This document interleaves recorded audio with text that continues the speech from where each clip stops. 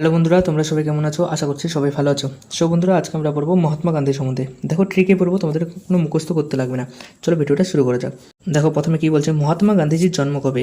উত্তর 2 অক্টোবর 1869। কি আমরা সবাই জানি 2 অক্টোবর কি অহিংসা দিবস। কি অহিংসা দিবস? তাহলে গান্ধীজি একজন ছিল, একজন যে ছিল গান্ধীজি দুইজনের সমান। কয়জনের সমান? দুইজনের সমান। তাহলে দুইজনের সমান থেকে 2 অক্টোবর।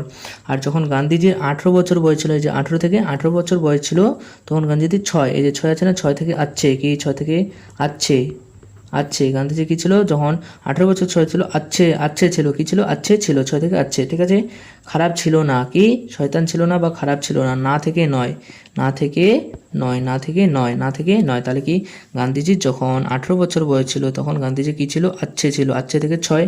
আর গান্ধীজি কি ছিল না, খারাপ ছিল না, না থেকে নয়। তাহলে 1869। আর গান্ধীজি একাই কজনের সমান? দুইজনের সমান, তাই 2 অক্টোবর। তারপর দেখো, গান্ধীজি আফ্রিকায় গিয়েছিলেন। উত্তর হ্যাঁ, গান্ধীজি আফ্রিকায় গিয়েছিলেন 1893 সালে। কি হিসাবে? আইনজীবী হিসাবে। আমাদের সালটা ইম্পর্টেন্ট। গান্ধীজি কবে আফ্রিকা যায়? 1893। কীভাবে? দেখো, এই যে 1893 আছে, গান্ধীজি যখন 18 বছর বয়স ছিল, দক্ষিণ আফ্রিকা কি করে যায়? 93 থেকে তেরকে যায়। কিভাবে যায়? তেরে যায়। কি তেরে 93, তেরে মানে তেরকে সাঁতার কাটা হয় না, হিন্দিতে বেশি রিলেট হচ্ছে তাই তোমাদের হিন্দিতে বুঝাইলাম। 93 তেরকে মানে সাঁতার কাটা হয় না, সুইমিং। তাহলে 1893। তাহলে কীভাবে মনে রাখলাম? দেখো, গান্ধীজি যখন দক্ষিণ আফ্রিকা যায়, 18 বছর বয়স ছিল, কী হিসাবে যায় গান্ধীজি দক্ষিণ আফ্রিকায়? তেরকে যায়। তেরকে যায় মানে তেরকে থেকে 93, তেরকে থেকে কি 93। তাহলে গান্ধীজি দক্ষিণ আফ্রিকা গেছিল কবে? 1893। গান্ধীজি আফ্রিকা থেকে কবে ফিরে আসেন? 1915 সালে। কীভাবে মনে রাখবো? দেখো, গান্ধীজি 18 বছরে গিয়েছিল, তেরকে গেছিল 93, 1893 গেছিল 1900, 1 বছর পরে ফিরে আসে। হ্যাঁ, গান্ধীজি 1900 গান্ধীজির সাথে কমন, কারণ গান্ধীজির যুগ কি জানি সবাই আমরা 1900। হ্যাঁ, 1900 কমন, তাই 1900 আমরা পড়বো না। তাহলে দেখো, গান্ধীজি যখন আফ্রিকা গেছিলেন 1893 আর ফিরে আসেন 1915, 1900 কমন পড়বো না। 15 কীভাবে গান্ধীজি আফ্রিকায় যায়? একজন, ভারতবর্ষে গান্ধীজি একজন, দুইজনের সমান।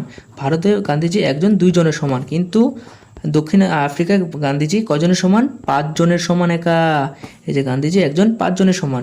তাহলে গান্ধীজি যখন দক্ষিণ আফ্রিকা থেকে ফিরে আসে, তখন গান্ধীজি একজন, 5 জনের সমান কাজ করে আসে। ভারতবর্ষের 2জন, কারণ ভারতবর্ষের লোক কি সবাই মহান, বা তোমরা সবাই মানে সবাই দক্ষতাশীল, আর দক্ষিণ আফ্রিকা অতটা না। এভাবে মনে রাখতে পারো। তাহলে গান্ধীজি যখন দক্ষিণ আফ্রিকা থেকে ফিরে আসে, একজন, গান্ধীজি একজন কজনের কাজ করে আসে দক্ষিণ আফ্রিকায়? 5 জনের। তাহলে গান্ধীজি কবে ফিরে আসে?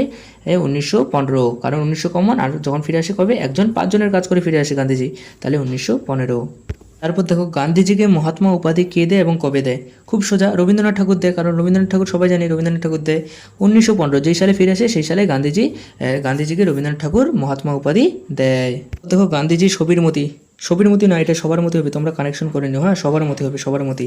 গান্ধীজি সবরমতী আশ্রম স্থাপন কবে করেন? কীভাবে মনে রাখবা? 1917। 1900 তো কমন, আহমেদাবাদে করে। গান্ধীজি আহমেদাবাদ রিলেট করতে পারো।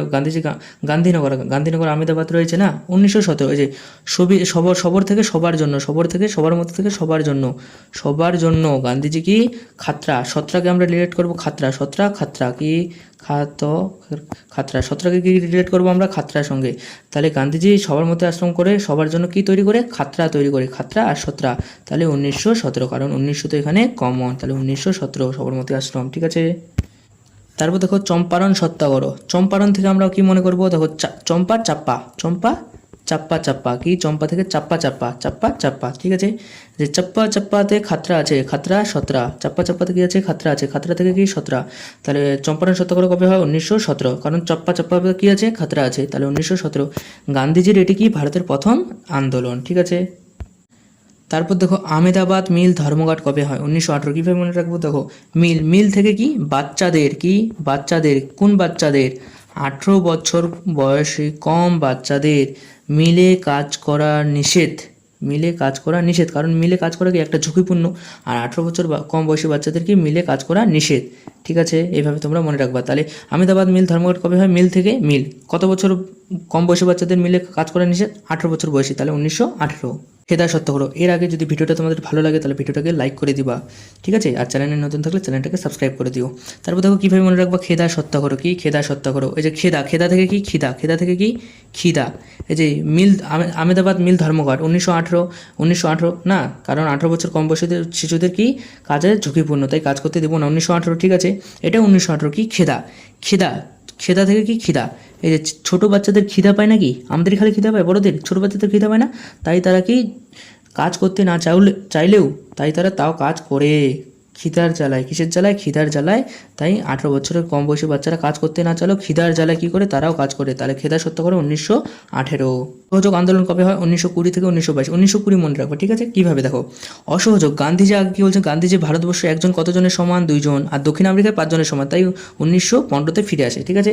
দেখো, একজন 2 জনের সমান, গান্ধীজিকে অসহযোগ আন্দোলন, অসহযোগ, যোগ আছে না, যোগ কি, এডিশন প্লাস, সবাই জানি যোগ। গান্ধীজিকে কার, একজন 2 জনের সমান, 2 পাই গেলাম আমরা, 2 পাই গেলাম, এই যে 2 পাই গেলাম, কারো যোগ, কারো সহমতি লাগবে না, যোগ লাগবে না, লাগবে না মানে কি, শূন্য স্থান, কাউকে লাগবে না, তাই শূন্য, কত হয়ে যাবে তাহলে 1920। গান্ধীজিকে কারো যোগ লাগবে না, একজন 2 জনের সমান, তাই গান্ধীজিকে কারো যোগ লাগবে না। কেন লাগবে না, গান্ধীজি একজন 2 জনের সমান, তাই গান্ধীজিকে কারো যোগ লাগবে না, 1920। দান্ডি অভিযান বা লবণ সত্যাগ্রহ, 12ই মার্চ 1930। কীভাবে দান্ডি অভিযান শুরু হয় 12ই মার্চ, কীভাবে মনে রাখবো, দেখো দান্ডি, এই যে দান্ডি আছে না, দান্ডি, লাঠি, দান্ডি, আমরা সবাই লাঠি লিখে দিলাম, ঠিক আছে, লাঠি, দান্ডি, লাঠি। এই যে 12 মার্চ, আমাদের সৈনিকরা, আমাদের আর্মিরা কী করে বলো তো, রাত 12টার দিকেও মার্চ করে বেড়ায় চারোদিকে, রাত 12, দিন 12, সকাল 12, কোনো ওদের ফ্যাক্টর করে না, কারণ আমাদের আর্মিগুলো আমাদের দেশে রক্ষা করে না, তাদের কর্তব্য কি, সর্বোচ্চ কর্তব্য রক্ষা করা। রাত 12, দিন 12 সব দিকে কী করে বেড়ায়, তারা মার্চ করে বেড়ায়, ঠিক আছে। হয়ে গেলো 12ই মার্চ। আর 1930 কি, 1930 দেখো, একটা ডান্ডি, একটা লাঠির দাম 30 টাকা, কত, 30 টাকা, 30 থেকে 30, আর 1900 তো কমন, 1930।